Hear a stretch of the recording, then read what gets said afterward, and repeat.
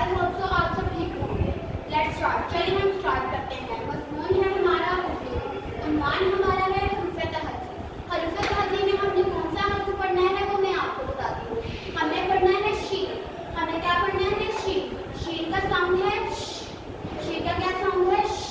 चलें आगे देखते हैं।